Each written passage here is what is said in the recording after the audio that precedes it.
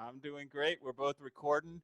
I'm All very right. excited that this is the first time I've ever done this. Okay. I'm glad to be on your inaugural episode here.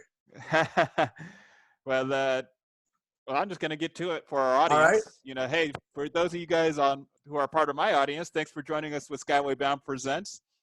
We invite you to stay up to date with us with our latest and greatest content. Follow us on YouTube. There's a bell that you can hit. Tap that darn bell. And, of course, we have a Facebook page. With that, I'm going to turn it over to the opposite side, see if he's got anything to say to you at the beginning, right before we get started. Hey, everybody. So my name is Joshua Linney. I'm a veteran advocate. I live in Manatee County. I'm a guest on Walter's show today, and I'm actually doing my own podcast and my own live radio show called Wellness Pep Talks, Patient Education Panels. So I'll be interviewing Walter as well for mine, and we're going to help a little quid pro quo here, see if we can't get each other sick. Gotta love technology. So let's, Gotta with love that it. said, today, Skyway Bound presents Joshua Linney. He's the Director of Outreach and Fundraising at Veterans For Cannabis. Tell us what you're doing there with Veterans For Cannabis. Hey, Walter, thanks for having us here. It's an honor. Veterans for Cannabis is a national organization. We have primary representation in the Southeast. Our founder, Joshua Luttrell, is stationed actually in Georgia. Well, his wife is stationed in Georgia. She's still active duty, and they live there in Kathleen. He is a founder of Veterans for Cannabis and VFC Foundation. We are a organization that creates a full spectrum whole plant product that we try to make available for veterans who can't get at medical cannabis access. We sell that product and allow veterans to be entrepreneurs to resell it. And when we do, we use the profits from those products to fund our nonprofit efforts to get recommendations, do education, train veterans in jobs, get them education, and try to get them back to being functional so that they know there's options to pharmaceuticals and that there's a life out there that they can still be a part of. Ah, that's pretty sweet. So how did you get involved, and what drove you to working in that world? I think it's funny because I always tell people I was going to be a career military man, and the job I have now, I was best prepared for by 20 years of dependence on pharmaceuticals. I only did 3 years of the service. I did one tour overseas. I was no longer medically able to re-enlist after returning to the U.S. So my lifelong career in the military ended with a 3-year separation, and I got back into college and was able to get on the dean's list, take 21 hours, and it was on a way to a 3-year bachelor when the VA told me if I didn't get off cannabis and take the pharmaceuticals, that I was going to lose my disability and my GI Bill, and I didn't know they couldn't do it then. So I did 20 years of dependence, and then in 2017, I started trying to get off of the pharmaceuticals and find another way. And I started using CBD products, and in 6 weeks, I ended 20 years of dependence on benzodiazepines. And then a couple months later, I got on medical cannabis, and within 90 days, had beat a 20-year addiction to opiates and was completely sober off of all the pills, had already been sober off alcohol for 12 years, and felt like I was the most sober I'd ever been, and I was able to check in. So during the process of trying to quit all the benzos and the opiates and finding CBD, I remember I saw this really innocuous email. Twitter was like, oh, notifications from posts you might like. And I don't really read Twitter, but I did see the little Veterans for Cannabis seal there, and I saw Veterans for and a CA, and I thought, oh, I better click that. So this, Joshua Luttrell had put out something, I don't even remember what it said, but I remember saying, hey, I support your mission. If you ever need IT help, I got your 6. And he was like, hey, we need IT help. And I was like, okay. So the next thing you know, I was director of web development. And recently last year, I was promoted to director of outreach and fundraising. And now for me, it's a full-time job letting other veterans know that there is something else out there that might work. It's a safer, more effective option. And if you have financial obstacles or have limited access, we want to do everything we can to make that a reality for you. Wow. What a story. So I started this podcast like late last year, and the people that have come out of the woodwork, Yeah. to my little Bush League podcast, Yeah. That's such a great story. It's a testament to your charisma and to your mission, to the things you're trying to do that are supported by people. And I tell people all the time, they're like, oh, you're doing such a great job. I'm like, I'm not doing anything. I am simply a conduit for divine energy. All the people around me are doing all of this stuff. The fact that they support me is humbling at best. I don't even know what to say sometimes. You're seeing it too. I tell people, when you're following your passion, people can't help but support you. I mean, it's when people, they're like, oh, I have doing this. I'm like, do you enjoy it? They're like, no. I'm like, we just do what you love. Well, I don't know how to make a living. I'm like, it doesn't matter, because if you're doing it and people see you enjoy it, they're going to help you succeed. Like I get told that every day. Like, we can't let you fail. I'm like, well, I need more help. So on that note, that's a great note. So one of the things we try to accomplish on this show is really give people, social entrepreneurs, some little tidbits, nuggets of knowledge that will help them and kind of encourage them from people that have done it and are doing it. I know you didn't start Veterans for Cannabis, but you've become one of, you started the chapter here in Florida. Yeah, So yeah. Well, yeah, some of the challenges that you've gone through. What can you share that with some of our audience? yeah. So, for those who don't know me, the last couple of years of my life have been pretty much a bittersweet season. I recently went through a very painful divorce with a wife who was unfortunately unable to get off of opiates. And in the time of going through becoming on the Veterans for Cannabis, our founder moved back to Georgia, where his wife was becoming stationed for his own private reasons, for his family having some chronic conditions. So it was kind of taken upon. I kind of took it upon myself to make Florida sustainable so that our founder could go back and address all the things in Georgia he needed to get legislation approved this year, get hemp legalized, get medical cannabis cultivation passed. And we did all those things this year with Governor Kemp and Secretary Black. Oh, So they wow. did a phenomenal job. And what I did here was just start going to events, showing up, telling people my story, asking other veterans if they, could relate, and asking them what they needed in the community. And so what we started to do was we thought veterans just needed education. And then we thought veterans just needed access. And what we found was they weren't really receptive to either because they were still hiding and they were still holed up and they were still hopeless. So we started trying to microdose them with education through spouses, dependents, loved ones, family members. And then lo and behold, when you give a spouse of a veteran cannabis access and they go home, it doesn't take 30 days for the veteran to call you and go, hey, what's this my wife got? Like, it seems to be working for her. And I accidentally tried it, and it just so happens that I think it might work for me. Like, Nice. that's a miracle, that's guerrilla warfare. So for us, it's been about how to reach the veterans, how to get the help into where it's needed, because we all know veterans need help, and we all know that we're all struggling, and everybody knows there's resources available. But connecting veterans with those resources and the ability to even just check in and function, like using cannabis as a way to be able to get out of the house, deal with your PTS, control your anxiety, manage your pain long enough to do all the things you don't want to do. Like, that is literally a daily struggle for myself. I know it is for many of the veterans that I come in contact with. So I would say really connecting with the veterans and the funding. So a lot of people tell us they want to support veterans. They all tell us they have R6. And then when we circle back around and show them the invoice on how we can promote an education event, they're really sorry they can't help us. And we understand it's tough right now. The cannabis industry is a booming business for some, but there's still a real lack of resources in the hands of the people who actually need the access and education. And are you guys finding that, as you look to fundraise, that there are some people who aren't ready to touch the industry yet? Yeah, it's normalizing some, but what is really ironic is that there's all these professionals out there in the industry who want to tell us about all the harm we're doing by promoting drugs and, not knowing what we're talking about, and, giving people hope on false hopes on, anecdotal, feedback from people who don't really have any experience.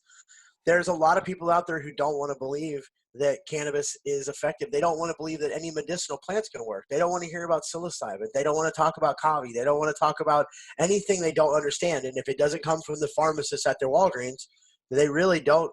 They don't trust it. And so for us, it's about trying to get education and information out there to those people, so we can help make them realize that these aren't just the fringe members of society anymore. These are lawmakers, these are doctors, these are lawyers, these are pilots, these are cornerstones of our community are now using cannabis and giving it to their children and recommending it for their parents. So the paradigm of potheads is not accurate anymore. What we have to do is make people realize that this is just like the people who use an inhaler for asthma, or people who take a Motrin for inflammation, or people who take a Percocet for pain. People who use cannabis are not trying to escape. They're not trying to check out. They're trying to check in and deal with all the stuff that they can't usually manage without some other option. Oh, wow. That's pretty deep. Now, with regards, so actually what I heard you talking about, I really loved what you were talking about with regards to trying to figure out essentially who your customer is and what they need. Sure. How can you serve them and meet their demands? And that's one of the things that I've been trying to get other people in my audience to understand, that customer discovery is very important Sure. to to figuring out before you build whatever you think you're going to build. Absolutely. Market research. Yeah, absolutely. Yeah. And so how was that process for you guys? I mean, like, did you guys start at one end and then find out that really that's not the direction you needed to go? So you had to do some pivoting. Well, so originally what happened was Mr. Luttrell came back to Georgia and couldn't grow medical cannabis. So he started making a CBD oil line that would be able to be accessed by veterans where they couldn't get medical. So we started selling that, and that product transformed into a full spectrum whole plant product. And we really stood by that because it was the only product that we felt like was a whole plant that gave people the medical benefits or the treatment benefits. But what we found was we didn't have as much success with people who are active duty and GS workers, people who can't have any THC. We had to come back around to a product like that. So even in our own for-profit product line side, we went with what the avenue we thought was going to be the best for patients, and it circled back around that we were unfortunately shielding some patients from access that needed it. So on the for-profit side, we had to come around and offer those products again. And then on the nonprofit side, where we do the education, what we really focused on first was just the education about cannabis and about its effects.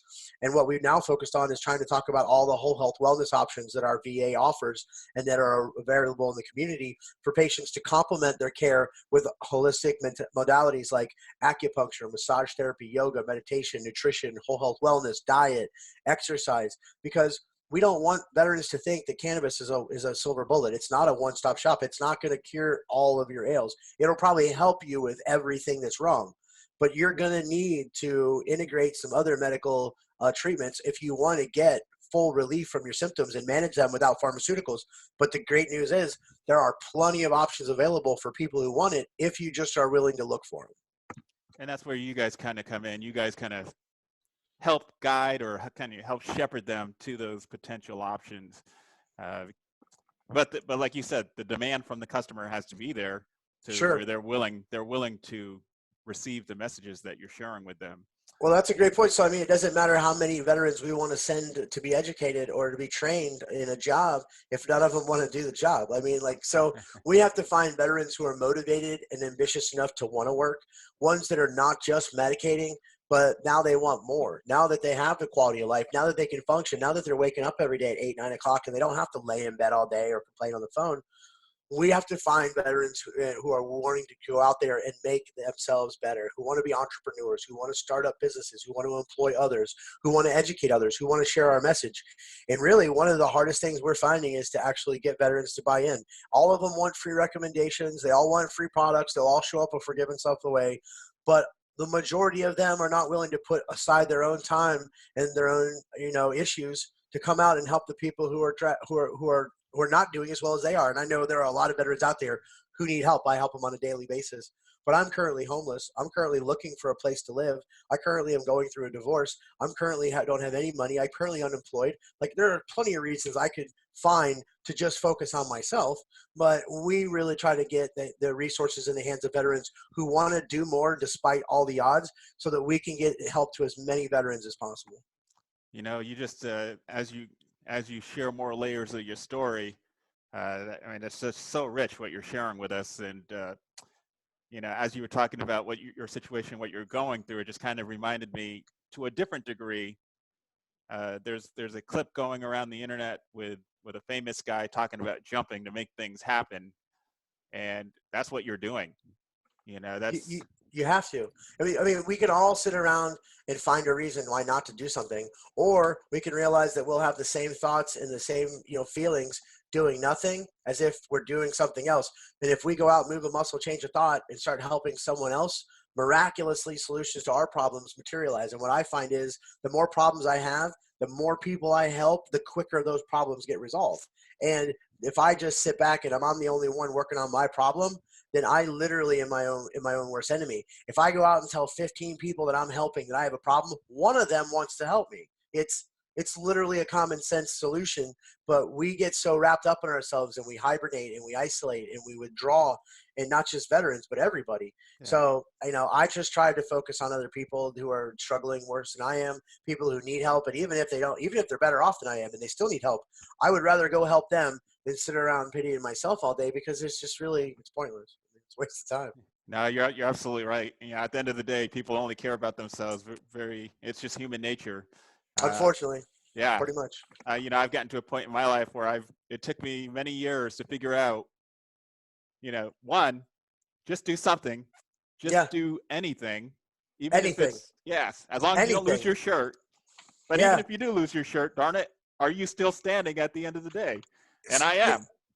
I was going through every reason why I could have not gotten involved with Veterans for Cannabis when I did, and the irony is I'm still a volunteer. I've still never taken a paycheck. I've been with the organization 2 years now, and I suddenly have 2 companies and a nonprofit I've started in the meantime as being a volunteer with Veterans for Cannabis. So volunteering sometimes can be the most effective thing you can do to get a job, and some people look at it like, well, if I'm not getting paid, I'm not doing it. It's like there has to be a little bit of sweat equity and investment from yourself. Otherwise, there's no rewards to reap. You get what you reap what you sow. And if you're not willing to do the work, sometimes it takes that to meet the person that you didn't know you were going to get hired by. Absolutely. Absolutely. People know it on one level that relationships are everything, Everything. but they don't realize that sometimes the way to create relationships is right in front of their face. Like a couple weeks ago, I think I just recently, I forgot what I did. I'm getting old. I forget a lot of stuff now. CRS. I released a podcast, like a 7-minute clip about, I finally figured out who my customers were for what I've been trying to accomplish. And so just a little bit about me for your audience is I am re-entering the aviation industry, and my goal is to bring down the cost. So in this particular point, we want to make the Tampa Bay area, kind of the industry leader in getting people into the aviation industry. Nice. And it's going to start with a flight training solution. I'm literally right now working on my flight instructor license. So now that I've said that publicly, Nice. I've got to do it. Hey, now you have to get it done. 2 years ago, I said I was going to start a nonprofit when I started playing pickleball. And last month, I got it approved to do hemp and medicinal plant training with veterans. So, and that's the power of words. That's the power of manifestation. If you say you're going to do something long enough, it happens. If you tell yourself you can't, it never materializes. You have to give yourself the benefit of the doubt. You're absolutely right. Well, I'm doing it. I just finished the written exam last week, and tomorrow I'm going to go up on my first flight.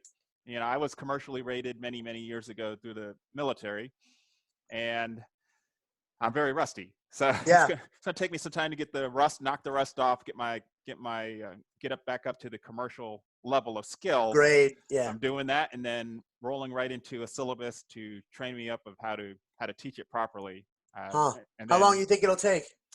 I'm a very conservative in my guesses. I'm looking to fly 3 times a week. I'm like cutting into savings now to do this because it's going to happen. I'm making it happen. Yeah. And so I'm saying 4 to 6 months, but it might be able to cut it down to 3 months, depending on how things go, weather holding, things that are out of my control, like the weather, et cetera, et cetera. You look for some grants so you can fast track that? Oh, I'm working it. Okay. Actually, okay. Yeah, we can talk about that offline. I see you. But I see you. Yeah, so I am a graduate. All right. For my fellow veterans out there, do the Hillsborough Community College In-lab, Andy Entrepreneurship Gold. In-lab, absolutely.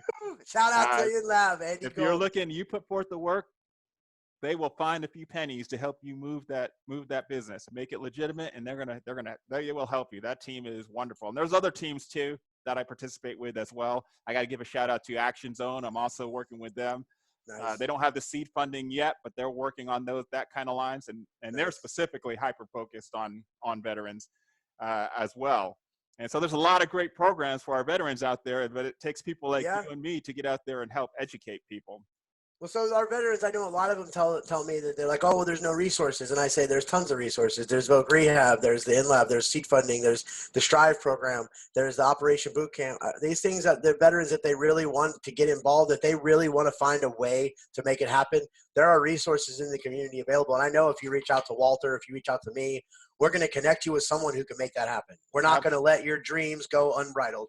Absolutely, absolutely. And one thing I try to encourage people on this show too is take it one bite at a time. You don't have to achieve the whole. I've been working on this darn thing for like 2 years, and now I'm just starting to see answers. Yeah. You know? Yeah. It takes time, and it takes legwork, and it takes investment, and it takes fortitude. And if it's not for the weak, if you really want something to happen easily, and don't do this, don't be a social entrepreneur, don't get a job for someone else, clock in, go home and be happy. But if you want to change the world, if you want to have your own dream, and if you want to make your reality everything that you want of it, then there are people in the community, there are resources available that I know can help you make it happen. And I'll just add to that, if you are a clock puncher, I totally understand. Yeah. And I'm looking for those kind of people in the near future to help my team. There you go. Hey, job security. Where there's a will, we can help you. That's our point. Absolutely. If you're willing to work, we're willing to work you. Well, cool. So that was a lot. We're definitely going to have to do this again. And I love that we double cast this, if you will. Yeah. What's next? What's next for you? So right now we have an event coming up. Daytona will be at the beach, cleanup, Strain Slayer, noon to 4:20 at Daytona Beach. We'll be there on Saturday, January 25th.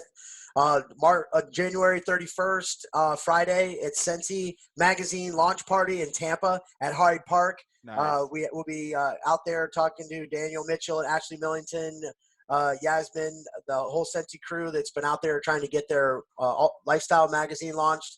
Sensi's the new normal. They're bringing wellness resources and information to the community, and we're really proud to be able to support them. They're huge supporters of Veterans for Cannabis, privately and professionally, and so it's really great to have them a part of our team. February 20th through the 23rd, we'll be in the Florida Medical Cannabis Conference in Orlando at the Gaylord. I believe we're on the veteran panel. That usually happens on a Friday. The details are yet to be announced. And then people who want to catch more of me can tune into AM radio 1490 WWPR. That's 1490 WWPR.com and AM Bradenton Radio. Wellness Pep Talks, patient education panels talking about wellness resources in the community. We are every Wednesday at 9 a.m. to 10 a.m. Tune in, share, call in, be a guest, talk to our guests, interview them, give us questions, and in the last minute of the show, we call in and let people do 5-second shout outs if they want to promote their event or talk about where they're going to be or say hi to someone. So we're just trying to give a platform for people to promote wellness in the community. Nice. And I know you said it, but how can people contact you? Well, Joshua David Linney on Facebook. You can email me at lenny@vfc.foundation. That's Victor Foxtrot Charlie.foundation. You can probably find me on Twitter. I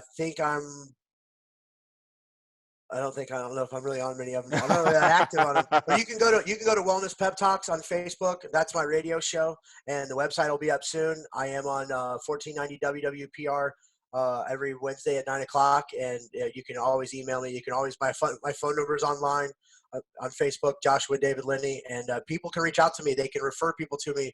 They can give somebody else my number. They can send them my information.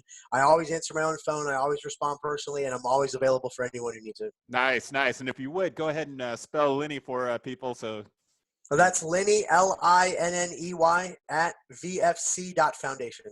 Boom. There you got it, folks. We hope you enjoyed today's episode.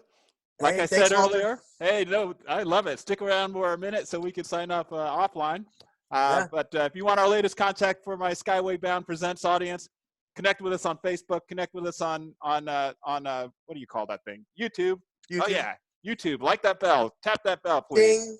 Ding. I'm on YouTube too. Wellness Pep Talks. There we go. Yeah. Good. That's a good thing. Good reminder. Thanks, I you in. Hey, additionally, if you know a startup or social entrepreneurial business, for profit or nonprofit, please connect us. We want to share their story with the community. Oh, by the way, this program was brought to you by Mind My PC. We are your solopreneur small business solution for IT resources. We can help you focus on what you do best. That's your business, and that's making a difference in the world. You shouldn't have to worry about taking care of your computers and IT resources. Let us do that for you. So thanks again for listening. Until the next time, do not stop pursuing your dreams, because yes, the road is long. It is hard. Do not quit. Do not quit. Do not quit. Don't quit. Sky's the limit. I believe in you. Get out there and do it. You can do it. Peace out. Walter.